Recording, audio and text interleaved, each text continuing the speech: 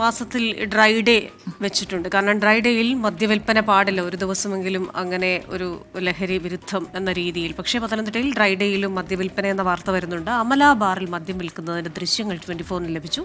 എന്നാൽ മദ്യവിൽപ്പന നടന്നിട്ടില്ലെന്നാണ് ബാർ ഉടമയുടെ വിശദീകരണം. ബാറിൽ എക്സൈസ് സംഘം പരിശോധന നടത്തുകയാണ്. AV ജയശങ്കർ തയ്യാറാക്കിയ റിപ്പോർട്ടിലേക്ക്. എനിക്ക് പിന്നിൽ കാണുന്ന ഈ അമല ബാറിലാണ് ഡ്രൈ ഡേയിൽ മദ്യവിൽപ്പന നടന്നത്. അതിൻ്റെ ദൃശ്യങ്ങൾ ഉൾപ്പെടെ അല്പസമയം മുമ്പ് പുറത്തു വന്നിരുന്നു. ഈ മദ്യം ആവശ്യപ്പെട്ട് വരുന്ന ആളുകൾക്ക് ഈ മുമ്പിൽ കാണുന്ന എടുത്തു വെച്ചാണ് പരസ്യമായി മദ്യം നൽകുന്ന ഒരു സാഹചര്യം ഉണ്ടായത്. ഇന്ന് 1-ാം തീയതിയാണ്, ഡ്രൈ ഡേ ആണ്.